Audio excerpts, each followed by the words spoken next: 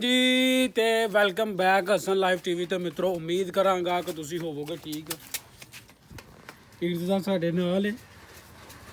ਆਜੋ ਲੋ ਜੀ ਮਿੱਤਰੋ, ਅੱਜ ਵੇ 2 ਜੂਨ ਤੇ ਅੱਜ ਜਿਹੜਾ ਨਾ ਉਹ ਅੱਜ ਵੇ ਮਹਿਫਲ ਵੇ ਸਾਡੇ ਆਜੀ ਸਾਹਿਬ ਜਿਹੜੇ ਨੇ ਉਹ ਅੱਲਾ ਕੀਤਾ ਚੱਲੇ ਨੇ ਹੱਜ ਤੇ ਉਹਨਾਂ ਦੀ ਜਿਹੜੀ ਨਾ ਉਹ ਮਹਿਫਲ ਹੈ ਛੋਟੀ ਜਿਹੀ ਤੇ ਅੱਲਾ ਕੀਤਾ ਦੇਖ ਪੱਕ ਰਹੀ ਹੈ ਡੇਰੇ ਤੇ ਜਿਹੜੀ ਨਾ ਦੇਖ ਪੱਕ ਰਹੀ ਹੈ ਤੇ ਅੱਲਾ ਕੀਤਾ ਅਸੀਂ ਵੀ ਕੰਮ ਸ਼ਮ ਕਰ ਰਹੇ ਹਾਂ। ਸਾਰਾ ਦਾ ਸਾਰਾ ਸਮਾਨ ਅਸੀਂ ਲੈਣ ਦਾ ਵੇ ਤੇ ਵਲੌਗ ਕਰ ਰਹੇ ਹਾਂ ਸਟਾਰਟ। ਚੈਨਲ ਨੂੰ ਸਬਸਕ੍ਰਾਈਬ ਨਹੀਂ ਕੀਤਾ ਤੇ ਚੈਨਲ ਨੂੰ ਕਰੋ ਸਬਸਕ੍ਰਾਈਬ ਤੇ ਵਲੌਗ ਕਰਨੇ ਆ ਸਟਾਰਟ। ਡੇਰੇ ਤੋਂ ਮੈਂ ਤੇ ਇਰਤਜ਼ਾ ਜਿਹੜਾ ਨਾ ਉਹ ਅਸੀਂ ਆਏ ਹਾਂ ਦੁਕਾਨ ਤੋਂ ਬੋਤਲ ਲੈਣ।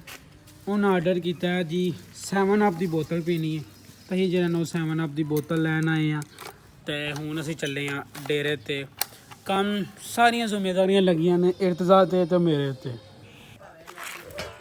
देख जी चौल छुट कत्ते ने सोहनी किस्म की VIP किस्म की जी ना बिरयानी पक रही है तो अल्लाह किता चौल भी सुट कत्ते ने गोश्त भी सुट कत्ता है। आई थिंक मैनू लगता कोई 20-30 मिनटा तक देख रेडी हो जाएगी इंशाअल्लाह। देख नूं लग जाए दम तो अल्लाह खैर रखे। सुफियान भट्ट साहब आ चुके हैं। सुफियान भट्ट साहब क्या हाल है व्यूअर सारे ठीक ठाक हो? सुफियान हर जुम्मे के जुम्मे व्लॉग दे विच हुंदा एवरी फ्राइडे सुफियान व्लॉग दे विच हुंदा। क्यों सुफियान असर तो बाद जिहड़ा भी व्लॉग शूट हुंदा सुफियान उहदे च जरूर हुंदा ते अल्लाह कीता देख जिहड़ी ओह दम ते लग गई ते हुण सिर्फ और सिर्फ सुफियान भट्ट साहब आए ने देख घर छड्डण वास्ते ते जुम्मा पढ़न तो बाद आईओ कोई भंडारा शंडारा भी कर लांगे चावे।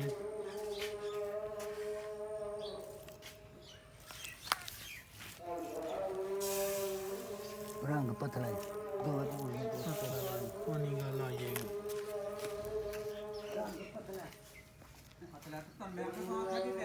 फुल शशकेदार चौल जरे ने पक चुके हैं तो जुम्मे की पहली अजान हो चुकी है। जुम्मा मुबारक होवे ते अल्लाह के चावल साढ़े पक गए ने। रोटियां नहीं लभ रही हैं कि बहरहाल चावल जरे ने VIP किस्म के पक गए हूँ जरा ना वो लानगे तो चौल साढ़े तैयार तस्वीर लैके चलांगे घर जाके नहा धो के कपड़े पा के जुम्मा भर के फिर चौल खावांगे। कुछ जरे ना भर पुड़ लैनियां बीबियां अल्लाह किता पक गई है तो हूँ सुफियान साहब तो मैं जरा ना वो कैंची पा के ते लैके चले घर।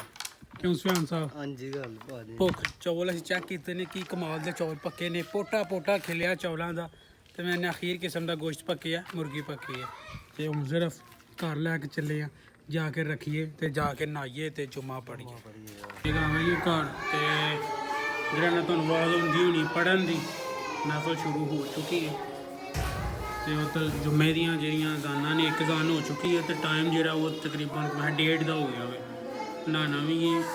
चौल भी जोड़े ने वो तकसीम आद करने ने आप ही तकसीम करने ने तो बस हूँ महफल अल्लाह किता खत्म हो खत्म दुआन तो बाद जो चौल जो शुरू होने लगे। एक चेक करो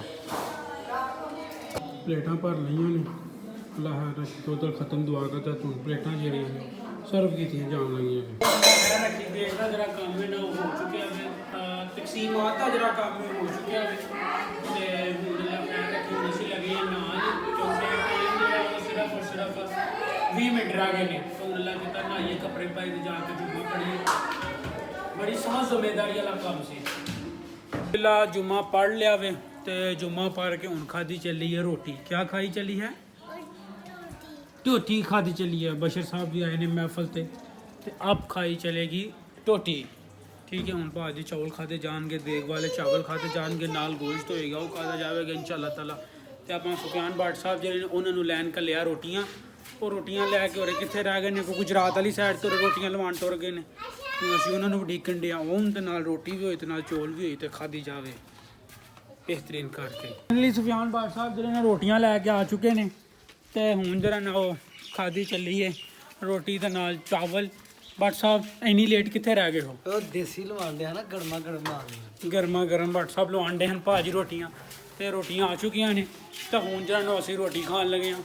भट्ट साहब साढ़े नाल ने भट्ट साहब ने सवेर का नाश्ता भी नहीं किया। क्यों भट्ट साहब कि रोटी असीं खा ली है। सुफियान भट्ट साहब ने साढ़े नाल जरा चावल खा ले ने तो हूँ जरा ना असीं चले हाँ डस्के। हम जा रहे हैं डस्के आप भी ने भी जाना है। लो जी मोहम्मद ने मैं ते हाजी साहब ने जाना डस्के असीं जरा ना हाजी साहब ने लैके चले मिलन जुलन वास्ते तो हूँ हम जा रहे हैं डस्के ਤੇ ਅੱਲਾ ਖੈਰ ਰੱਖੀ ਫੁੱਲ ਰੈਡੀ ਹੋ ਗਏ ਜਿਹੜੇ ਸੂਟ ਪਾਏ ਹਨ ਜੁਮੇ ਵਾਸਤੇ ਉਹ ਸੂਟਾਂ ਨਾਲ ਹੀ ਅਸੀਂ ਜਿਹੜਾ ਉਹ ਰਵਾਉਣ ਲੱਗੇ ਹਾਂ।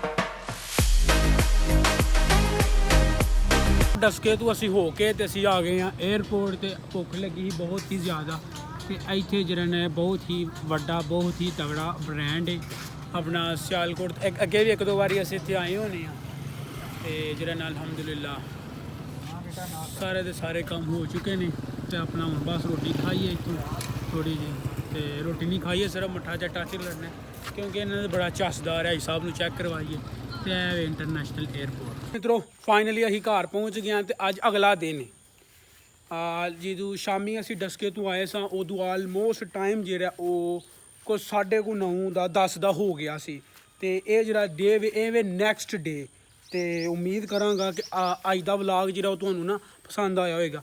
ਵਲੌਗ ਪਸੰਦ ਆਇਆ ਤਾਂ ਅੱਗੇ ਸ਼ੇਅਰ ਜ਼ਰੂਰ ਕਰੋ। ਹਸਨ ਲਾਈਵ ਟੀਵੀ ਨੂੰ ਸਬਸਕ੍ਰਾਈਬ ਨਹੀਂ ਕੀਤਾ ਤੇ ਮਿੱਤਰੋ ਸਬਸਕ੍ਰਾਈਬ ਕਰੋ ਤੇ ਮਿਲਨੇ ਆ ਤੁਹਾਨੂੰ ਇਨਸ਼ਾਅੱਲਾ ਨੈਕਸਟ ਵਲੌਗ ਤੇ ਰੱਬ ਰਾਖਾ।